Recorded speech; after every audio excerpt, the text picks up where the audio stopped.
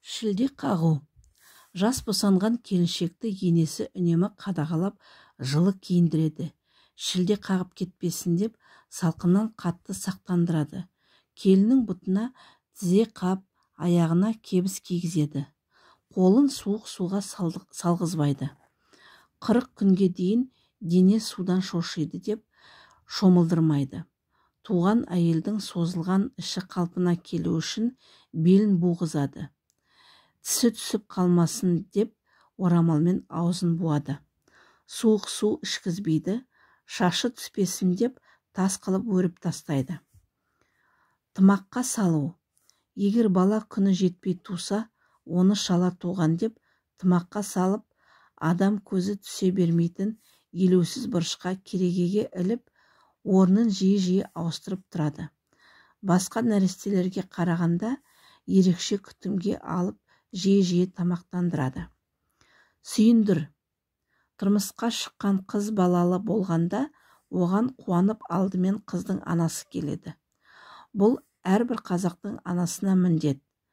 Бұны әрбір қазақ әйелі білуге тиісті. Анасы қызына ақылын айтып, баланың тәрбиесін қалай күтуін түсіндіреді. Құда-құдағайының қуанышына ортақтасады.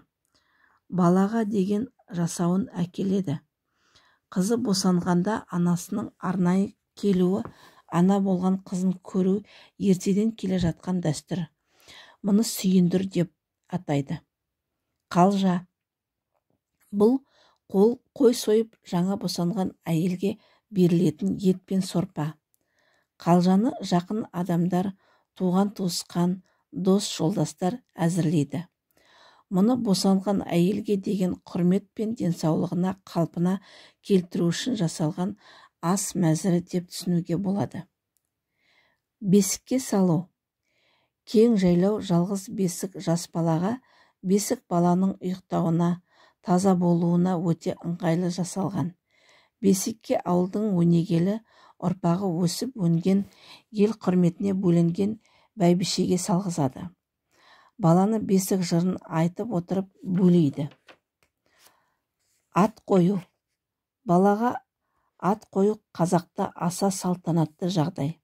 Әдетте ата-анасы әдемі, атақты, құрметті адамдардың атын қоюға тырысады. Сол атқа лайықты болуын қалайды. Атты сыйлы, құрметті адамға қойғызады. Ат қойған адам сәбиге батасын береді. Ат қою кейде қандай жағдайда жылдың қай мезгілінде сәйкес келгеніне байланысты да қойылады.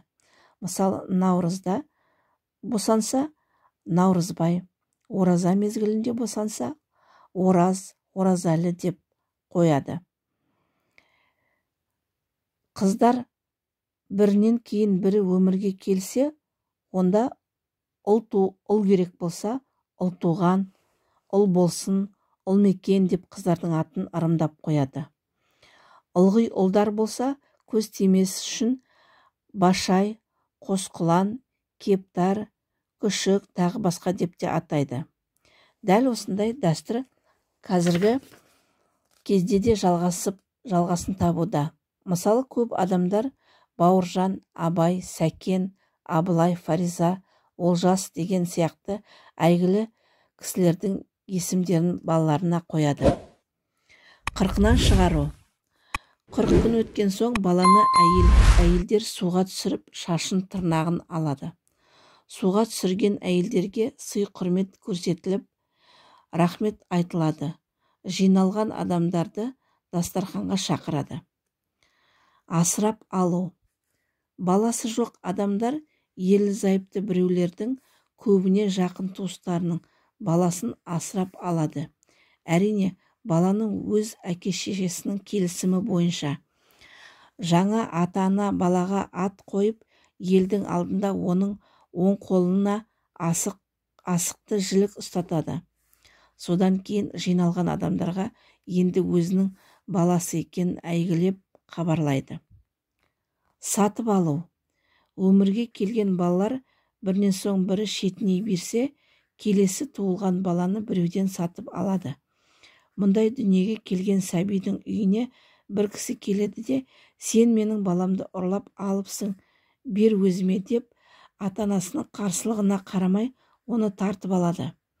Содан 1-2 күннен кейін өз ата-анасы баланы сатып алады.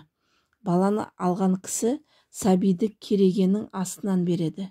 Сөйтіп үй иелері баланы сатып алдық деп есептейді. Мұның басқа жолдары да бар. Мысалы, бала ұзақ өмір сүру үшін оны 7 кемпірдің аяғының арасынан өткізеді. Жалпы қазақ халқы бала өсіруді бақыт деп санаған. Сол үшін де әрқашан балалы болуды армандаған. Бауырына салу. Баланы уақытша тәрбиелеу үшін әдетте ата-анасы мен әжесі, жақын туыстары қолдарына алады. Осылай уақытша тәрбиелеу бауырына салу деп аталады.